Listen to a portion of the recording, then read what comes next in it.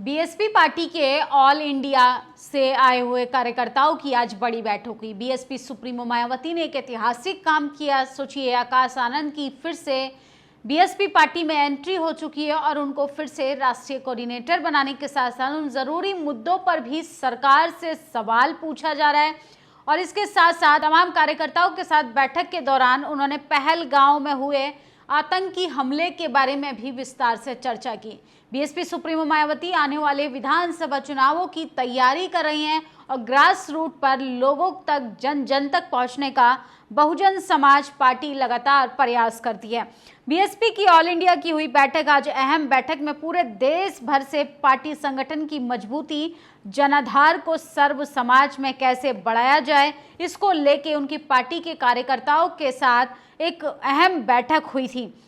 इसके साथ ऑपरेशन सिंदूर सैनिक कार्रवाई के लिए भारत की सेना की उन्होंने तारीफ की है और इसके साथ साथ देश हित में जिस तरीके से भारत की आर्मी ने डटकर आतंकवादियों का सामना किया, इसको लेकर सरकार से कहा है कि ऑपरेशन सिंदूर को लेकर जिस तरीके से लगातार मीडिया अफवाह फैला रही है, इस पर भी शिकंजा कसना जाना चाहिए और आतंक के विरुद्ध ठोस व प्रभावी उपाय जरूरी है ताकि लोगों को यहाँ जबरदस्त महंगाई, अपार बेरोजगारी, पिछड़ेपन आदि से जीवन जो है उनका इफेक्ट ना हो। और इसके साथ साथ उन्होंने अंत में बीएसपी की राष्ट्रीय अध्यक्ष ने पूरे देश भर से आए पार्टी के लोगों की सहमति से आकाश आनंद को बीएसपी का मुख्य नेशनल कोऑर्डिनेटर भी बनाया। उसे पार्टी में आगे के कार्यक्रम करने की भी परमिशन दी। उम्मीद है कि इस बार पार्टी के हर मूवमेंट के हित में इस प्रकार की सावधानी बरतते हुए पार्टी को मजबूत बनाने में अपना योगदान देंगे। तो बीएसपी सुप्रीमो मायावती ने आकाश आनंद की एंट्री को फिर से मंजूरी दे दी और वो फिर से बीएसपी पार्टी में राष्ट्रीय कोऑर्डिनेटर बन गए हैं। सोशल मीडिया पर नंबर 1 पर ट्रेंड कर रहा है, लेकिन तमाम लोग जो हैं इनके फैसले का स्वागत कर रहे हैं और आकाश आनंद के जो लोकसभा चुनाव के दौरान के स्पीच थे वो सोशल मीडिया पर वायरल हो रहे हैं। सोचिए, यूथ बसपा से जुड़ने लगा था। आकाश आनंद की वापसी से बीएसपी ने एक मजबूत अपना पक्ष रखा है, जिसके बाद आकाश आनंद को बसपा का कोऑर्डिनेटर बनाया है। इसको लेकर तमाम लोग बधाई भी दे रहे हैं और आकाश आनंद की एंट्री से तमाम लोग खुश भी हैं, सबसे ज़्यादा युवा वर्ग।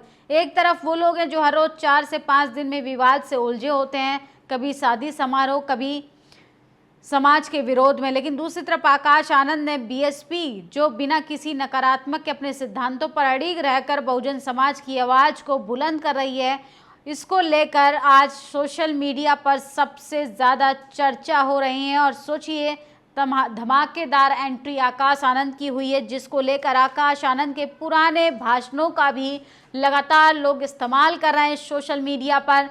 बीएसपी के राष्ट्रीय कोऑर्डिनेटर को आकाश आनंद गुजरात में भाजपा सरकार के मॉडल की पोल भी खोली थी। 12,000 के बदले 2.5 लाख का चूना तुम लोग अपने गुजरात में लगाना, ये यूपी की जनता अपना हक मांगती है। आकाश आनंद लगातार एसटी, एससी, ओबीसी की भागीदारी की बात कर रहे थे, उनके लिए नौकरी रोजगार की बात कर रहे थे, जिसको लेकर सरकार पूरे तरीके से सदमे में आ गई थी। और सोचिए, महा धमाका बताया जा रहा है। बीएसपी सुप्रीमो मायावती ने एक ऐतिहासिक फैसला लिया है और आने वाले टाइम में इस बैठक की रणनीति से पता चलेगा कि समाज को किस ओर लेके जाना है।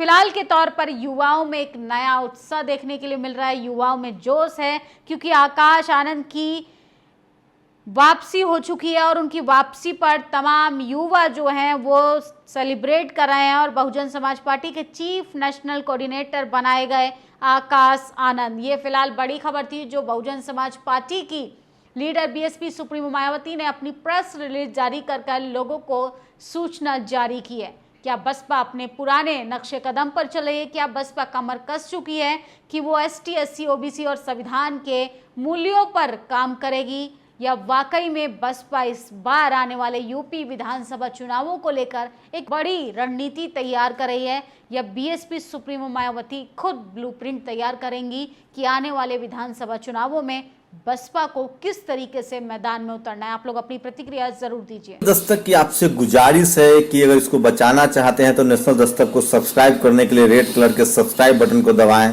फिर बेल आइकन की घंटी दबाएं नेशनल दस्तक को बचाने के लिए बहुत जरूरी है कि हर खबर को शेयर करें, लाइक करें, कमेंट जरूर करें।